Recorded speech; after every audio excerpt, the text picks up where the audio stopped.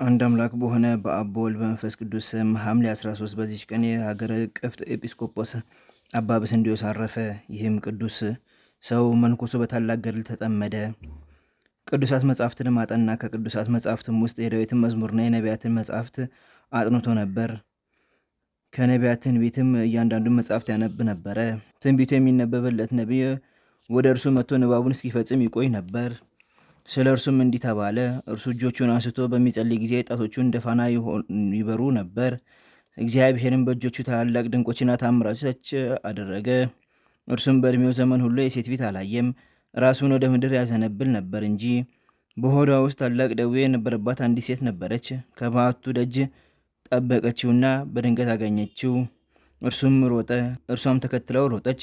ወደ እርሱ መድረስም በተሳናት ጊዜ የእግሩ የረገጠችበትን አንዲት ፍኝ አፈር ዘግና በእምነት በላች። ከደዌያም ፈጥና ተፈወሰች። በአንዲት ዕለትም የሚያበሩ 3 ሰዎችን አየ። እነርሱም አንተ የእግዚአብሔርን ቤተክርስቲያን ትገባ ዘንድ አለህ እያሉ መክፈቻ ቁልፍን ሰጡት። ከዚህ በኋላ ቅፍጥ በሚባል አገር ላይ ኤጲስቆጶስነት ተሾመ። የቁርባን ቅዳሴ በሚቀድስ ጊዜም ጌታችን እጆቹን በመሠዊያው ላይ ሆነው ይመለከተው ነበር። መላእክቶችን በዙሪያው ቆመው ያያቸው ነበር። በአንዲት ዕለትም አንድ ቄስ ሊቀድስ ገባ። በቅዳሴ እኩሌታ ላይም በመሠዊያው ፊት ያለ ምራቁን ተፋ።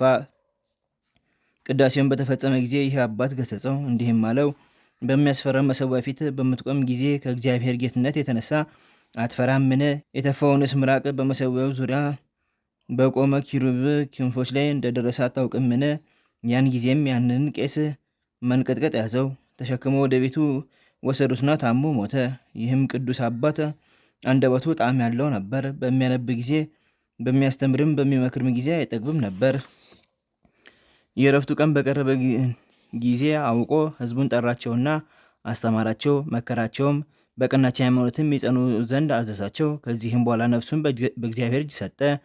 ከሰው ጋውም ብዙ ተአምር ተገለጠ። ደቀ መዝሙሩ ከመግነዙ ጥቂት ቁራጭ ወስዶ በእምነት ለበሽተኞች ሁሉ ይፈውስ ነበር።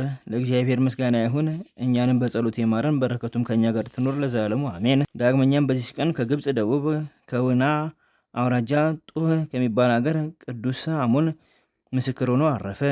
ለዚህም ቅዱስ ከእግዚአብሔር የታዘዘ መልአክ የመላእክት አለቃ ቅዱስ ሚካኤል ተገለጸለት።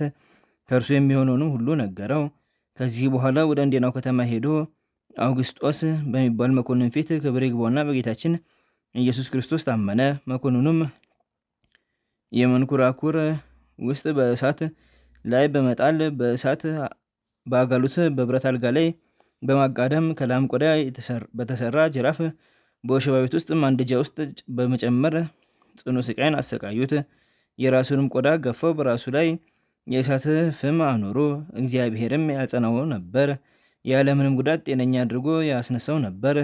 ከዚህም በኋላ ክብር ይግባውና እግዚአብሔር ክርስቶስ በጎልማሳ አምሳል በብርሃን ሰረገላ ላይ ሆኖ ተገለጠለትና አጽናናው። እንዲህም አለው፣ ወዳጄ አሞን እኔ ካንተ ጋር እኖራለሁ። ስምህን የሚጠራው መታሰቢያን የሚያደርገው ሁሉ ወይም ገድልን የሚፈጽመው ሁሉ እኔ በመንግስቴ ውስጥ አስበዋለሁ፣ ኃጢአቱንም እደመስስለታለሁ፣ ሀገርንም እጠብቃለሁ። ይህን ሁሉ ሰላምታ ሰጥቶት ከእርሱ ዘንድ አረገ። ይህም ቅዱስ በስጋው ሳለ ታላላቅ ተአምሮቶችን እና ድንቆችን አደረገ። ወዲያውኑም በሰይፍ ራሱን ቆረጡት፣ የሰማዕትነት አክሊል ተቀበለ። ቅዱስ ዮልዮስም በዚያ ነበረ። ስጋውን ወስዶ በመልካም ልብስ ገነዘው። ከ2 አገልጋዮች ጋራም ወደ አገሩ ላከው። ወደ ላይኛው ግብፅም ታላላቅ የሆኑ ድንቆች ተአምራቶችን እያሳየ እስከዛ ድረስ አለ። ለእግዚአብሔር ምስጋና ይሁን፣ እኛንም በዚህ ጻድቅ ጸሎት ይማረን፣ በረከቱም ከኛ ጋር ትኖር ለዘላለሙ አሜን። አንድ አምላክ በሆነ በአብ በወልድ በመንፈስ ቅዱስም ሐምሌ 14 በዚች ቀን የጌታ ክርስቶስ ጭፍራ ቅዱስ አብሮኮረስ በሰማዕትነት አረፈ።